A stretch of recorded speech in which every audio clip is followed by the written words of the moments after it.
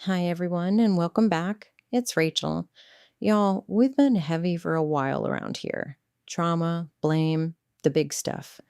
And I love that work. I do. But today I want to take a breath. I want to do something lighter. I want to spend a whole episode on something I find quietly, completely beautiful. So today, we're talking about people who do nice things for other people for no reason, just because. No agenda, no favor being banked, no social media post about it later, no public credit. Just somebody doing a kind thing because they thought of it and they could. These people exist. They are everywhere. And I think we don't talk about them nearly enough. So that's what we're doing for the next 30 minutes or so. So pull up a chair. This one's going to be soft. Why these people stand out so much right now. Before I start naming them, I want to say something honest just for a minute. These people stand out so much right now because the rest of the culture has gotten a little weird about giving. Almost everything we do gets framed as a transaction. We track, we score. We have apps that calculate whether you texted them last or they texted you last. We have conversations about whether a friend is, quote, draining your energy, like they're a phone battery. We've got entire content categories about whether somebody is worth your time, like time is a coupon. So when somebody just does a kind thing with no expectation, with no follow up text checking if you saw it, with no public mention, with no you owe me one energy, it is genuinely almost shocking. That's not because the kindness is unusual. Humans have been doing this for each other forever. It's because we've made the surrounding culture so transactional that simple generosity now feels almost subversive. Which means the people doing it right now, today, in this particular cultural moment, are doing something brave, whether they know it or not. And that's why I wanted to spend an episode honoring them, because the people quietly doing this don't usually get the kind of attention they deserve, by definition, because the whole point is they're not doing it for the attention. So consider this an episode of attention, from me to them, and from us collectively to all of them. Let me show you who I'm talking about.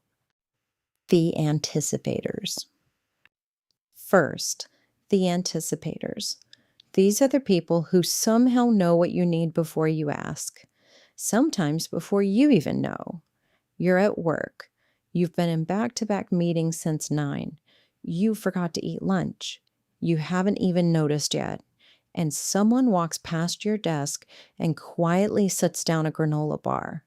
They don't say anything. They don't make a thing of it. They just leave it there and keep walking. That is the anticipator. Or your friend texts you at exactly the right moment on a hard day. They didn't know it was a hard day. You hadn't told anyone, but they just thought of you and reached out, and somehow the universe lined up so that the text arrived when you needed it most. That's an anticipator who happens to also be tuned into something most of us aren't. Or the mom who notices her kid is having a weird week. Nothing they said, nothing they did, just a vibe. And she makes their favorite dinner without mentioning it because she figured it would help. And she was right. Or the coworker who notices that the conference room is freezing and quietly brings in extra blankets the next day. Just leaves a stack of them by the door. Doesn't sign up to be the office mom. Doesn't send an email about it. Just notices and acts. These people are paying attention in a way most of us aren't. They are scanning their environment, not for problems to complain about, but for opportunities to make somebody else's day a little softer. And here's what I love about anticipators: they are not big personalities, they are usually quiet. You might know one for years before you realize how often they're the reason your life works. If you have an anticipator in your life, thank them out loud today. Tell them you notice, because by their nature, they aren't expecting it. And that's exactly why they deserve to hear it. The show uppers. Next, the show uppers. These are the people who, in a crisis, simply appear. Your mom is in the hospital. You are a mess.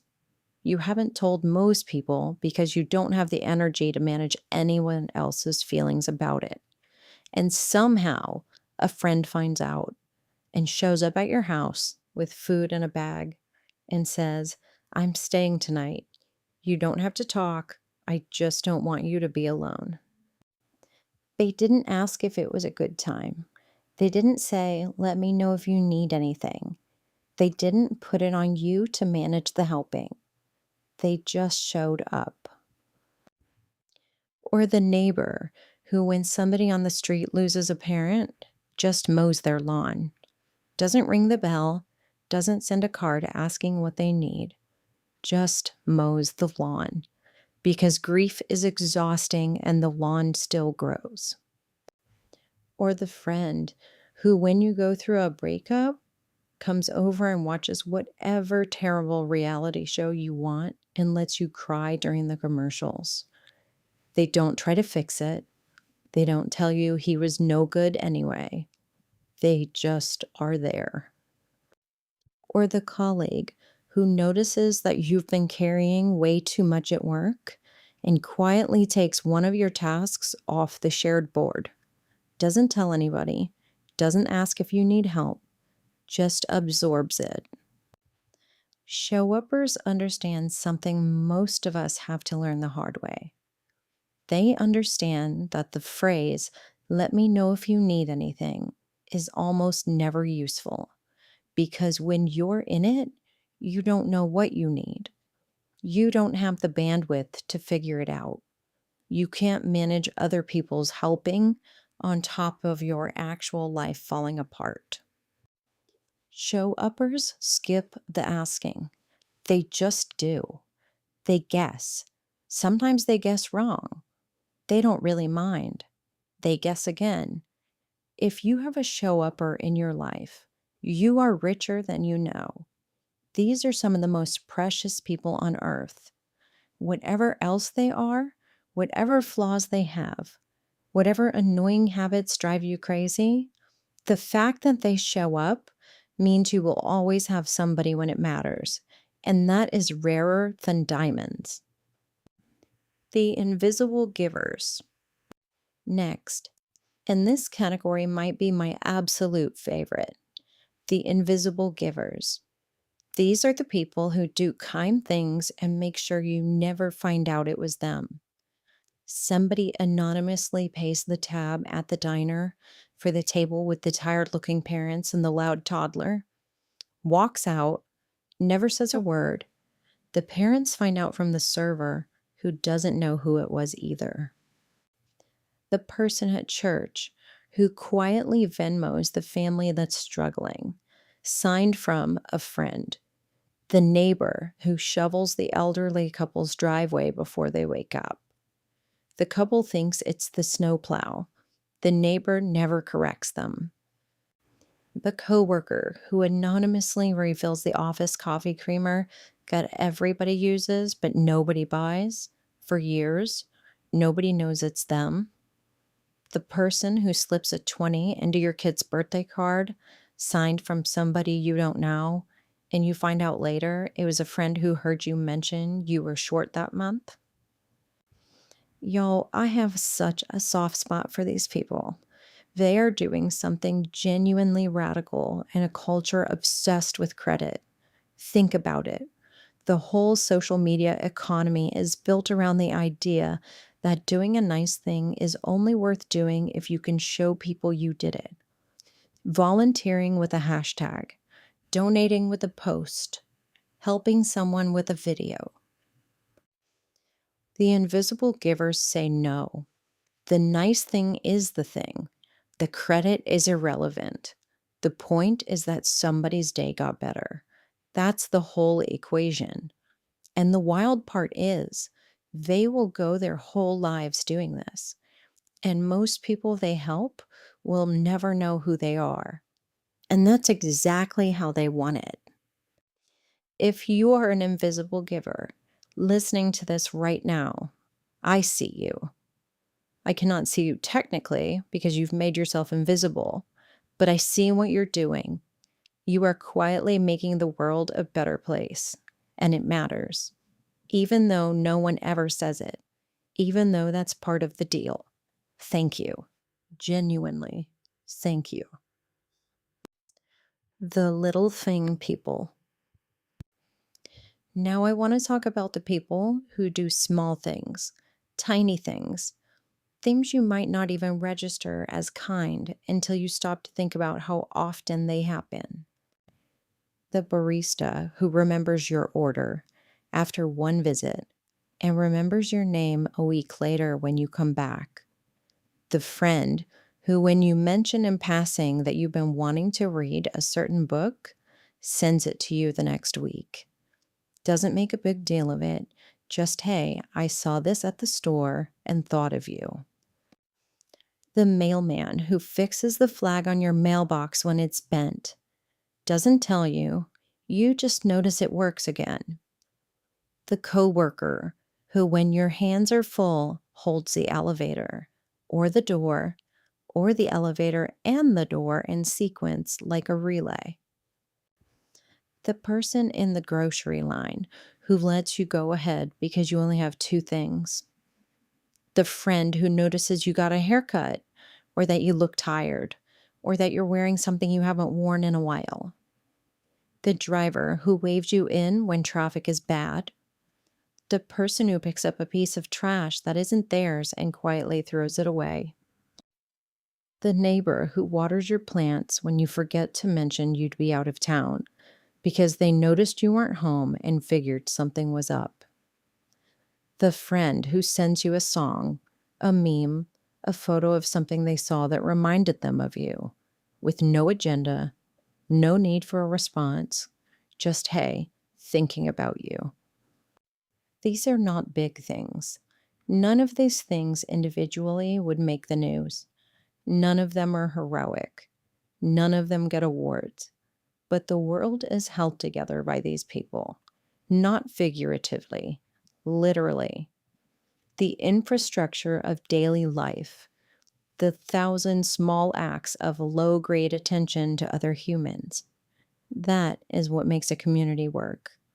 That is what makes a town feel like a town instead of a parking lot. Without the little thing people, life would still technically function. But it would be cold. It would be a transaction with no warmth around it. They are the warmth around everything else. The family helpers, the ones who just do.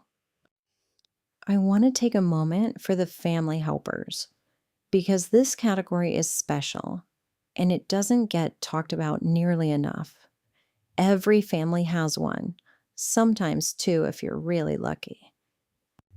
The aunt who, when somebody is sick, just shows up with food, already cooked, already labeled, with instructions nicely taped to the lid. The brother who, when your car needs work, he doesn't lecture you about your mechanic. He just gets under there with you on a Saturday. The mother-in-law who, instead of giving advice, just folds the laundry while you sit on the couch with the baby and doesn't say a word.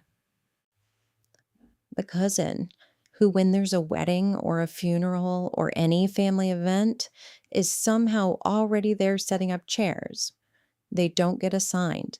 They just see what needs doing and do it. The dad who, on the weekend, fixes the squeaky hinge nobody else noticed, replaces the light bulb, takes out the trash before being asked, quietly resets the world to working order every weekend for 40 years. Family helpers do not perform. They do not announce their contributions. They do not say things like, "Look how much I do around here." They just do. And the cruel irony is, they're often the last person anyone thinks to thank because they've made themselves so essential and so invisible that their contributions feel like background noise, like weather, like air. If you have a family helper, right now, while you're listening, picture them. No, I want you to consider something.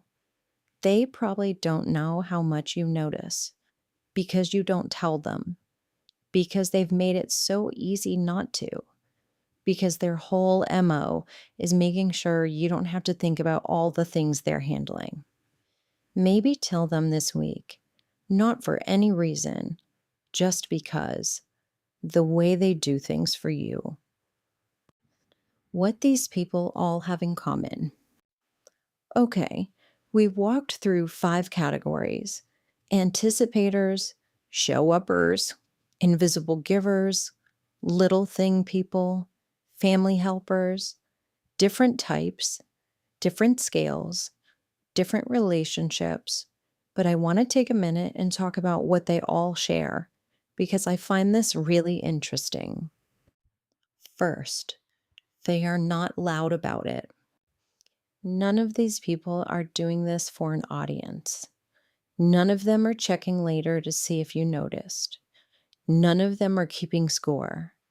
The act is the whole point, not the recognition. Second, they've somehow figured out that helping is not the same as fixing. They don't try to solve your whole life. They don't tell you what you should do. They don't make their help conditional on you taking their advice. They just contribute something small or big, and then they let you do with it whatever you do with it. That's a remarkable kind of restraint. Most of us, when we help, we want some say in how the help gets used. The givers I'm talking about today do not. They give and they release. Third, and this is the one I think about most, they have a particular kind of attention. They are looking outward, not in a frantic, who needs something from me way, in a quiet, settled way. They have left room in their internal world that they can notice the people around them. They are not full of themselves, even when they have quite full lives of their own. That's the part I think we underestimate. Generosity isn't really about resources. It's about attention. The people who give the most are usually the people who notice the most, because you can't help with what you don't see. Fourth, they tend to find it weird when you thank them. Have you noticed this? You try to thank a real giver, and they sort of squirm, they deflect, they say, "Oh, it's nothing." They genuinely seem uncomfortable with the attention. That's not false modesty. That's the actual structure of who they are. The gift wasn't transactional. They don't know what to do with the thanks because the thanks wasn't part of the equation. And fifth, they are usually carrying something. They know what it is to need. They've been the person who was helped somewhere along the way. And they remember, and the way they remember is by passing it on, quietly, forever. So you don't have to be a born giver. You become one by having needed help and by paying attention to what was done for you and deciding somewhere along the line that you'd like to be that for somebody else. Let me bring this home. I told you at the beginning that this episode was a soft one, a breath after some heavier work. So I'm not going to leave you with a 5-point plan. I'm not going to tell you to go be a better person. I'm not going to give you a list of ways to apply this to your life. I just want to leave you with this. The world is full of people who are quietly making it a better place. They are not famous. They are not loud. Many of them will live and die without ever being publicly thanked. And they are absolutely everywhere. They are in your office. They are in your family. They are in your neighborhood. They are in your coffee shop. They are in the comments of your social media. They are at the grocery store. They are in the school pickup line. And the only reason you don't notice more of them is because they are doing such a good job of being invisible.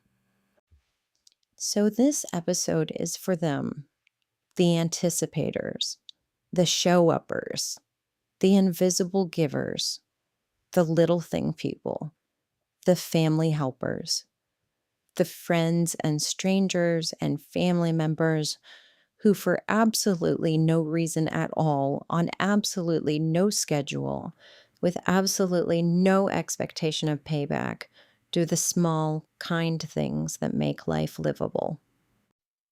Thank you from all of us, even the ones who never say it, even the ones who didn't notice it was you, even the ones who will never know your name. Y'all, that's all I've got today. No homework, no big point, just appreciation. Thanks for hanging out with me. I'll catch you next time. Take care of yourselves, and when you can, take care of each other.